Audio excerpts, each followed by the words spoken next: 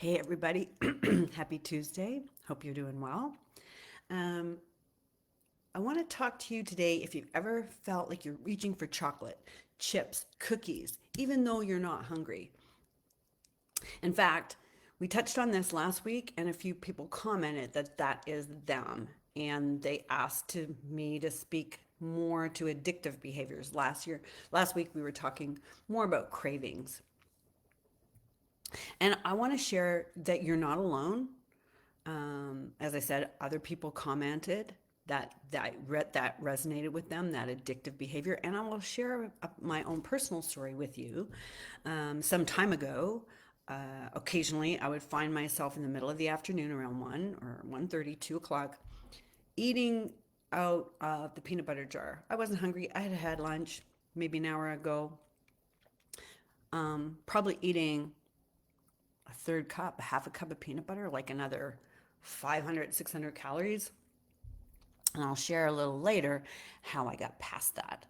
So, um, with food addiction, I'll share the symptoms that I've noticed in my own practice.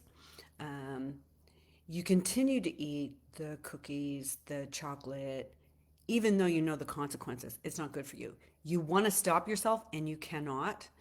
Um, Also, typically, they experience withdrawals, particularly from sugar, headaches, shakes. The first 3 days can be very challenging.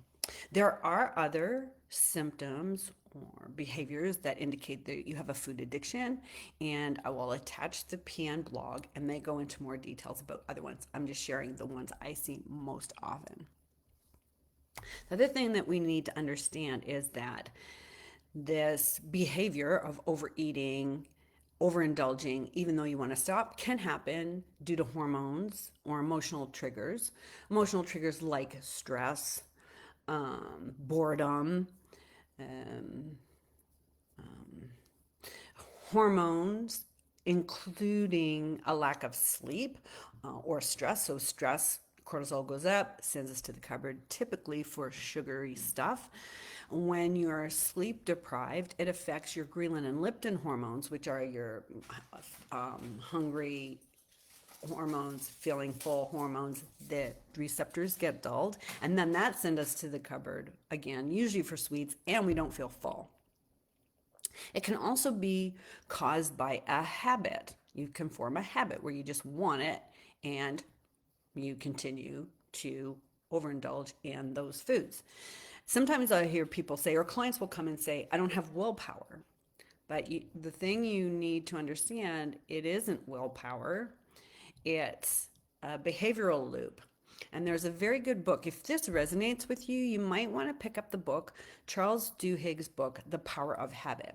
And in there, he talks about this behavioral loop where there's a trigger and a habit and a reward. And so he explains to us the trigger is not going to change. You are going to be bored. You're going to be time to relax at nighttime. You've had a stressful day, whatever your trigger is.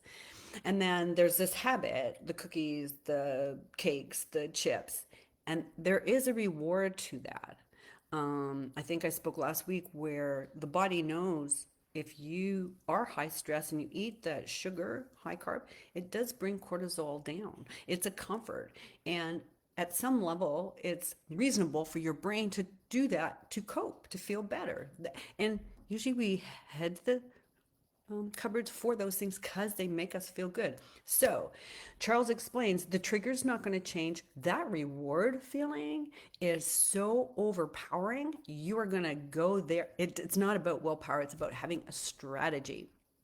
And one of those strategies is to swap out those sweets for another food. And we spent some time speaking about that on the last clip last week. So if you can't find it, let me know. I will find it for you. The other thing I wanted to touch on this week is perhaps you don't know what your trigger is. Like when I did the peanut butter thing, I didn't actually know. And I will attach another document from Precision Nutrition. It's a behavioral worksheet and it's designed quite powerful and it's designed to help you identify those triggers. So before I ever tell recommend that you guys try something. I always try it myself. So I took this behavioral worksheet and I filled it out after I did my whole peanut butter thing. Filled it all out. The first time you fill it out, there's no big aha. Answer the questions, and I filed it away. You guys, though, the second time, it was 3 weeks almost to the day. Back I am in the peanut butter jar. It's 2 o'clock. I'm just eating it like it's got the whole jar nearly. Oh my God. And so I pulled out my sheet from the last episode and started answering the questions. You guys, it honest to God blew my mind. The answers to the questions were almost identical to what happened 3 weeks ago. So what that did was arm me with knowledge, awareness, and a strategy. So now I knew very specifically what my trigger was. It wasn't something I could avoid, excuse me, but when it started happening again, and another few weeks down the road, I recognized it. Oh my God, I'm going to be up to my elbows in peanut butter at 2 o'clock, and I could avoid it because I knew it was coming and I could have a strategy to get around it. Sometimes, though, you can avoid, like if you fill it out, you can avoid people, places, triggers, things that are going to affect you. The other strategy that I like to share, and this kind of seems obvious, but we need to understand that food doesn't resolve emotions. In fact, it makes it worse, right? So you're bored, you're stressed, whatever, you overeat. When you're done with that episode, you still have the original problem that caused you to overeat. And now you have a second pain because, from my experience, people will beat themselves up. There will be shame associated with that. A whole bunch of negative emotions, baggage. So we need to know that the overeating isn't solving anything. In fact, it's amplifying our problems. The other thing I've done with clients is had them abstain for a period of time. And I remember specifically a client came. He was a male. His dad had a heart attack. He joined us at CrossFit. He had a heart attack his first night. Honest to God, we called ambulance and off he goes. So he came, and I was the nutritionist for the box at the time. And Doritos. Doritos would just send him off. And so we had to abstain for a while. And then we do go back and retest it because your coach will want you to be in control of your food, not the other way around. In his case, or maybe yours, the food controls him. And we want to break that barrier. So we abstained, and then we came up with a plan for him to retest, and eventually he could have just a little bit. And I remember being so proud of him. So another thing you can do, talk to your coach. That's what we're there for. We love helping you guys, or even in this support group, help each other. If you share something in the group, it's a private group, and you might find that other gals that have been through it have found something that's worked that we haven't thought of that can help you. Another big one is stress, and we can for sure work on stress management techniques. We've talked about this on this platform, yoga. I use an app, a meditation app. It's really helped me, you guys. Aura and Insight Timer, I would recommend. You can tell it what you're specifically interested in, and there's lots of podcasts on there and people who bring things to the table that change your mindset, and then you'll start feeling differently in your mind and your body. Oh, here's another big one too. Very often, y'all, we need to learn to tolerate discomfort. Okay, so you're feeling kind of yucky. Yeah, going to the cupboard's not helping. You can embrace that discomfort for a few minutes, maybe go for a walk. You can deal with whatever's making you uncomfortable other than the food. And there's I have lots of clients who will go for a walk, chew gum, and then in 10 minutes, do you still want a treat? And if you do, then you can control that portion and not overindulge. That's the end goal. But your recovery needs to have a purpose, and fitting in your skinny jeans usually doesn't cut it.